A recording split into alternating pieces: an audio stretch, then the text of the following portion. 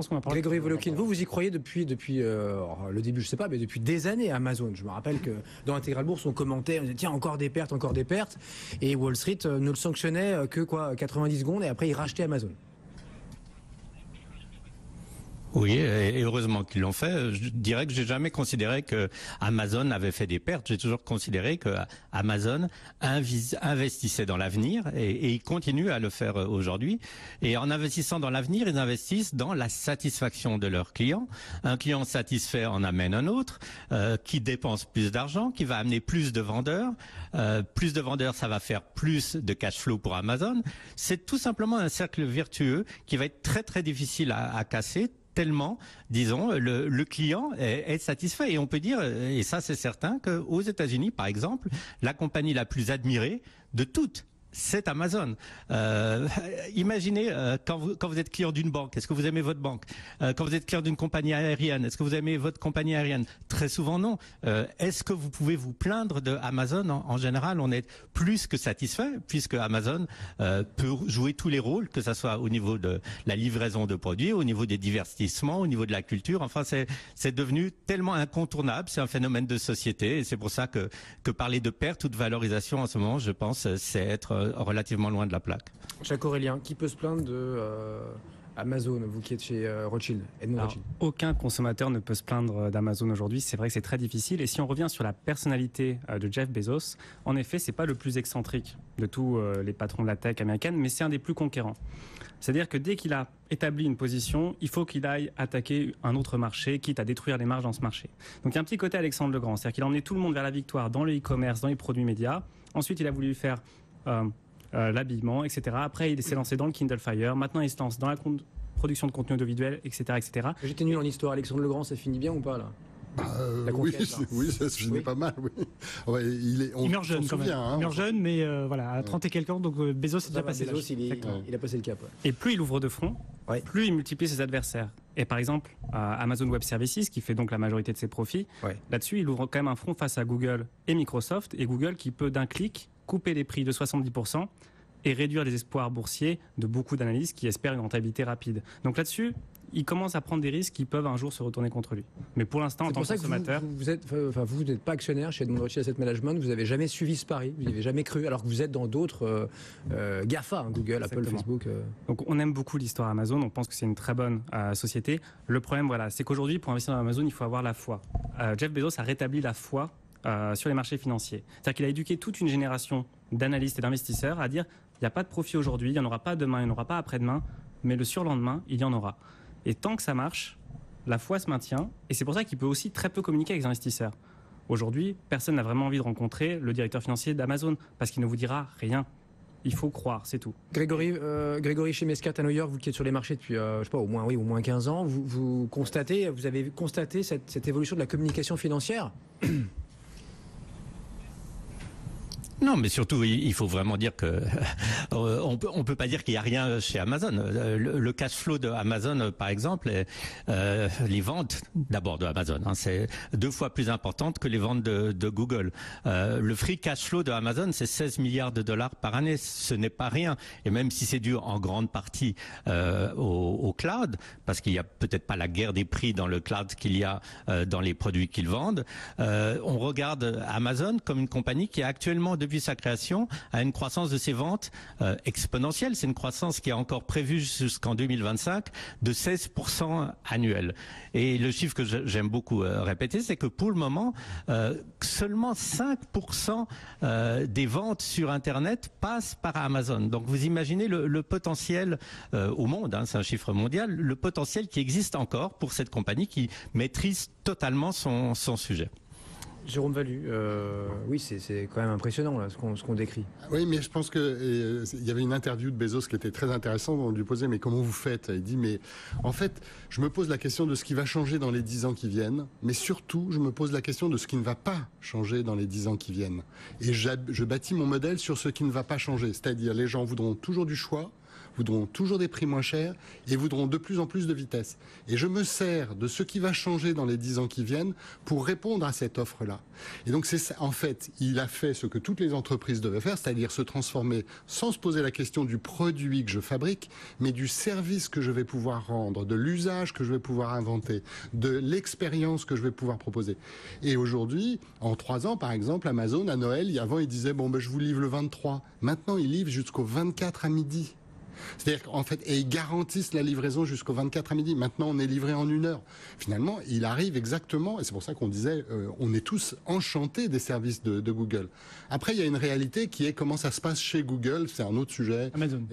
Chez Amazon, oui, ouais. excuse-moi. Alors ça, on n'en parlera pas ce soir, mais effectivement, il y a eu beaucoup d'enquêtes là-dessus, qui sont d'ailleurs venues des États-Unis, qui ont été repris après en Europe, avec des conditions plus ou moins agréables, pour pas dire parfois très très compliquées pour les employés, pour les salariés, les pressions, les humiliations que tu évoquais aussi, mais c'est pas forcément le sujet effectivement aujourd'hui. Juste un mot sur Vas-y, les prix. Frédéric. Ce qui est assez intéressant, c'est qu'en fait, il applique les recettes de la grande distribution américaine. Il y avait un petit peu le pape de la grande distribution américaine qui s'appelle Trujillo, qui disait faites des prix bas. Les pauvres en ont besoin, les riches les adorent. C'est ce que fait Amazon. Et on voit aujourd'hui, quand on regarde le public, les gens, les clients d'Amazon aux États-Unis, les plus accros, c'est les CSP+, les CSP++. Ils sont vraiment accros à Amazon, alors qu'on pourrait penser que c'est les classes populaires qui vont sur Amazon, mais pas du tout. Alors, elles y vont aussi, mais c'est vrai, ceux qui achètent le plus, ceux qui s'abonnent, ceux qui au service premium, et ceux qui sont le plus Amazon dépendants aujourd'hui, c'est les CSP+, américaines, et j'imagine que c'est à peu près la même chose en France. Et on achète aussi beaucoup de rêves, même s'il y a les métriques, les stats et les chiffres qu'on citait avec Grégory, il y a tout le reste, notamment ces magasins sans caisse, là, Amazon Go. Frédéric, Jérôme, qui veut en parler là. Il y a eu Amazon. Un très beau clip l'été dernier, on l'a même diffusé chez nous. Monoprix l'avait un peu raillé quelques mois après en disant non, nous, chez nous c'est pas mal aussi. Donc c'est un service c'est une petite supermarché sans caisse, donc qui a été expérimenté, qui vient d'être lancé, qui marcherait pas si bien que ça. On prend les produits et puis en fait on est détecté, directement prend des produits, le petit panier et sortir, lâche les codes et on part comme ça et on part payé directement sur son compte Amazon. Non, on flash rien en fait. C'est automatiquement détecté. Des capteurs savent ce que vous avez acheté et donc vous avez votre compte Amazon et vous êtes débité. Ça marcherait pas très bien. Il y aurait des déceptions, les clients, voilà. Donc mais ça fait partie de. Et au-delà de 15-20 personnes, le système bug. Donc voilà, mais ils expérimentent, ils avancent toujours. Amazon, on parle des réussites d'Amazon, il y a peut-être encore plus d'échecs que de réussites d'Amazon. Qui se souvient du smartphone avec l'écran 3D, ça a été un flop intégral. Il y a eu donc là le magasin semble pas tout à fait une réussite. La livraison par drone, bon, c'est un petit peu le futur de science-fiction, mais on voit qu'il y a plein de contraintes réglementaires, des contraintes techniques et voilà, et des échecs. Il y en a eu plein dans l'histoire d'Amazon. Ils ont lancé un site d'enchères qui n'avait pas marché. Donc voilà, mais c'est la. Ils ont arrêté de livrer des machines à laver, des frigos en France parce qu'ils se sont rendus compte qu'ils ne savaient pas faire, contrairement à Darty et Confort. Ils passent par la marketplace, qui est encore une invention. Marketplace, oui, mais c'est pas eux. Voilà. Mais c'est pas eux en direct. Mais sur la marketplace, c'est plus rentable que ce qu'ils vendent d'eux-mêmes. Donc voilà, donc Amazon lance beaucoup d'innovations, lance beaucoup de produits divers dans la high-tech, de services. Il y en a beaucoup qui marchent pas, mais dans le lot, il y en a qui marchent, et c'est la stratégie de Bezos depuis le début. Et si l'or qu'ils avaient entre les mains, Jacques-Aurélien, c'était la data, les données qu'ils détiennent sur nous. Tout à fait. Et juste pour revenir une seconde sur le point précédent, il y a les échecs de produits, mais il y a aussi les échecs géographiques. Le retrait d'Amazon de Chine, partiel ou complet, c'en est aussi un exemple. Et clairement, aujourd'hui, dans les ambitions d'Amazon, on parle souvent de produits, mais clairement, le plus grand champ de bataille, c'est l'Inde. C'est la conquête de l'Inde, qui est un pays anglophone, qui sera un des pays les plus puissants dans 20 ans. Et là-dessus, ils se retrouvent en collision directe avec les acteurs chinois comme Baidu, Alibaba, qui eux aussi ont une puissance de frappe au moins équivalente à celle d'Amazon. Et voir comment ils vont se débrouiller par rapport à ça, c'est un point important. Et ils font très attention, parce qu'il y avait eu un bad buzz, on se souvient l'année dernière, autour d'un tapis de sol aux couleurs du drapeau indien. Ça n'avait pas plu aux Indiens, parce qu'on a donné l'impression qu'ils s'essuyaient sur le tapis. Ils l'ont tout de suite enlevé, parce que voilà, ils savent que l'Inde, c'est stratégique, et ils ne veulent pas arriver avec une mauvaise image. Sur Amazon Go, 2 secondes, moi je trouve quand même qu'il y a quelque chose d'intéressant dans Amazon Go, c'est que c'est une boutique. Avant tout se passer en ligne, Amazon Go, il va dans la proximité. Et c'est une petite boutique de proximité. Alors il a le droit de se tromper, il a le droit de se tromper de mieux en mieux, mais il va sur le territoire de Walmart. C'est du vent, ça. Pardon c'est du vent. Ils n'ont pas de boutique. Grégory Volokin, sur vous qui vivez aux États-Unis, là sur les librairies et tout ça, il en a ouvert 2-3, c'est tout. Il y a rien chez vous. Non, mais fraîche.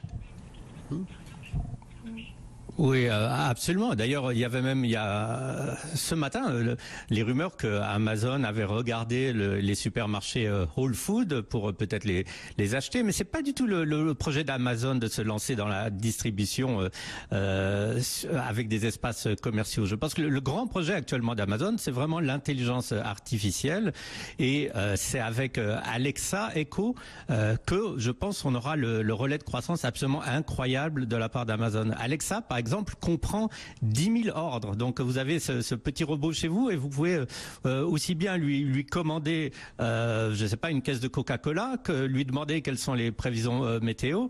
Et le grand projet de Bezos, c'est d'avoir ce genre d'assistant intégré, par exemple, dans les voitures, et que, en fait, Amazon devienne totalement incontournable. Et ça, c'est, je dirais, la grande terreur d'un Google, parce que évidemment, si on passe sur Amazon et qu'on achète tout sur Amazon en parlant à son robot Alexa ou Echo, on n'a plus vraiment besoin de Google. Donc je dirais, le relais de croissance, on l'a sous les yeux, on n'en parle pas tellement. Le reste, c'est des essais qui vont peut-être donner quelque chose, qui sont fascinants, comme ces magasins sans caissier. Mais les gros paris, c'est vraiment, je dirais, au niveau de l'intelligence artificielle. Jérôme Valu, Jacques Aurélien, là, on pourrait squeezer Google, alors quand on achète un produit, on cherche d'abord sur Amazon. C'est le cas quand même aux US, c'est un peu le cas. Si, absolument, mais ouais. Au niveau du moteur de recherche. Mais Google vient de dire qu'on sortait de l'ère du moteur de recherche pour arriver dans l'ère de l'assistanat. Donc tout le monde est d'accord pour dire que la commande vocale est en langage naturel. Mais là, Alexa est en avance. Tout le monde dit que par rapport à Google, par rapport à Siri d'Apple, Alexa, c'est ce qui a de plus évolué aujourd'hui. Non, Google Assistant, ça marche très très bien. Essayez-le sur votre commande vocale sur Google, ça marche très bien. C'est sûr qu'aujourd'hui, ce que disait Jacques tout à l'heure, c'est qu'effectivement, ils ont beaucoup plus de data que tout le monde et sur leurs clients. Et c'est ça leur avantage. Mais Grégory, j'interpelle Grégory. Allez-y. Je pense que la bagarre va se passer entre les deux. Et effectivement, il va y avoir une bagarre sur la recherche, une bagarre sur l'assistanat. Et finalement, c'est les bagarres des futures plateformes. Il va y avoir une plateforme à la maison, il va y avoir une plateforme de santé, il va y avoir une plateforme autour du social, etc. Et ils vont se bagarrer sur les plateformes. Sur la plateforme du commerce, c'est sûr que Amazon a un peu plus d'avance que sur les autres. Mais je pense que quand on a vu Samsung racheter l'équipe de Vive ex-Siri pour faire Bixby, on sent bien que commande vocale et tout ce qui se passe autour du langage naturel, c'est ce qui va se passer dans l'année 2017-2018, beaucoup plus que la réalité virtuelle et les images. Pour l'instant, on n'a ni l'enceinte d'Amazon, donc Echo, et Alexa ne parle pas français. Noël. Mais ça va arriver. Noël, on a Jacques Aurélien, Edmond Rothschild. Peut-être pour faire un petit parallèle avec l'image de marque et l'importance de l'image de marque d'Amazon, c'est LG, donc le fabricant de téléviseurs principalement, mais qui fait aussi des smartphones, avait une télé connectée capable d'entendre dans la maison et vous pouviez lui passer des commandes par la voix. Sauf que ça a fait un tollé parce qu'on a crié à l'espionnage et il y a eu des actions en justice contre LG. Mais quand c'est Amazon qui met finalement Alexa, qui écoute en permanence tout ce qui se passe dans la maison, c'est perçu de manière très positive et donc 5 millions d'unités vendues. C'est un peu critiqué quand même. C'est un peu critiqué, mais c'est passé beaucoup mieux que certains observateurs l'attendaient. Et bien sûr, on peut aussi imaginer les dérives d'une écoute permanente des individus chez eux. Sans compter les enfants qui commandent à la place des parents, et du coup Amazon est obligé de rembourser les commandes non désirées par les parents. Poupée commandée par erreur.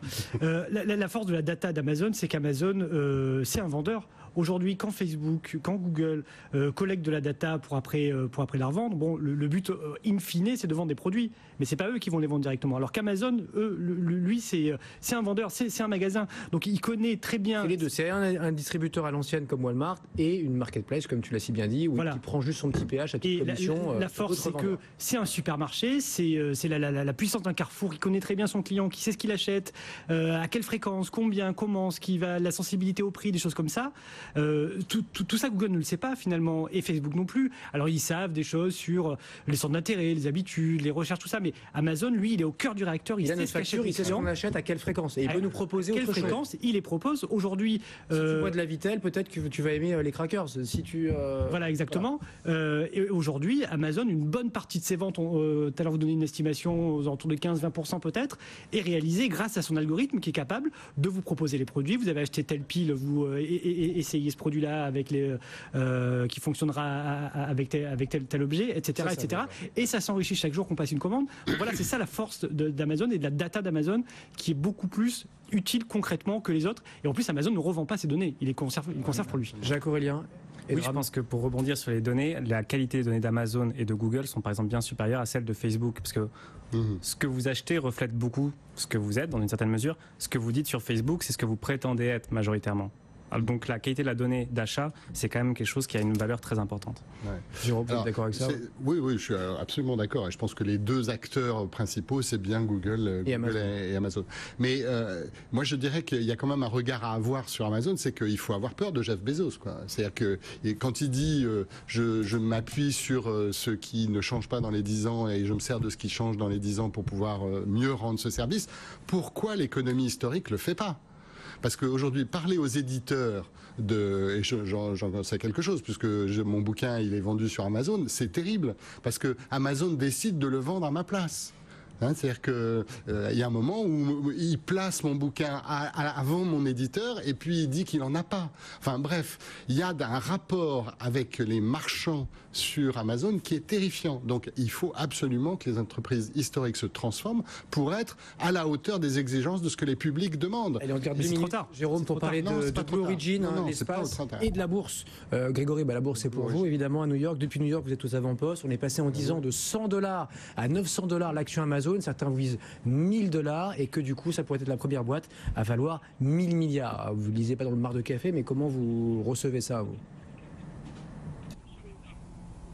Je suis vraiment pas particulièrement étonné par le cours de Amazon. Je serais, par exemple, beaucoup plus étonné par le cours d'un Tesla, si on veut, qui vend 50 000 voitures et qui a dépassé en capitalisation boursière une compagnie telle que General Motors. Alors là, on vend du rêve, qui est réel. C'est des voitures électriques fantastiques, mais vraiment là, c'est une projection sur l'avenir. Ce qu'il faut dire sur Amazon, c'est qu'en fait, cette capitalisation qu'on a en bourse, elle est basée sur les profits qu'Amazon réalisera, et ça c'est prévu, à partir de 2020. Parce que c'est certain qu'il y a un moment que ces profits vont augmenter, et ils vont augmenter plus rapidement que les besoins en investissement propres de Amazon. Donc en ce moment, ils sèment, je dirais, ce qu'ils vont récolter, et c'est ça que Wall Street évidemment aime.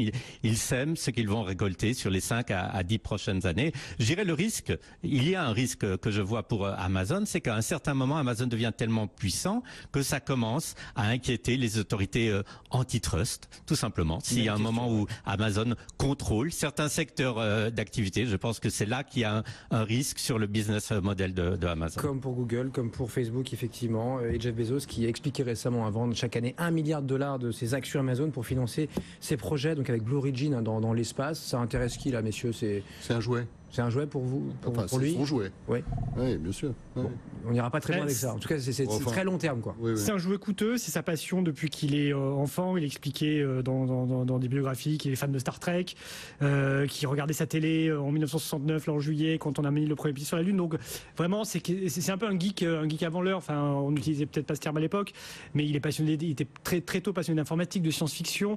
Donc voilà. Et donc en 2000, il a créé Blue Origin parce que au départ, alors c'est un peu différent de SpaceX d'Elon Musk, lui c'est pas forcément pour conquérir l'espace, c'est pas un concurrent de la NASA.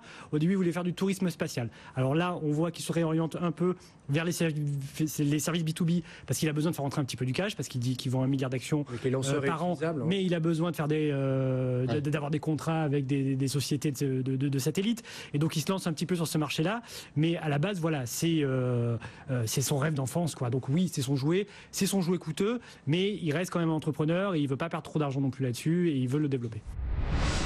Voilà ce qu'on pouvait dire sur Amazon et Jeff Bezos. Courte pause, dans 2 minutes on revient et on change complètement d'univers. Ces salariés qui ont quitté des grands groupes comme L'Oréal, Areva ou Google pour monter leur start-up. C'est juste après ça, à tout de suite. Tech & Co, le grand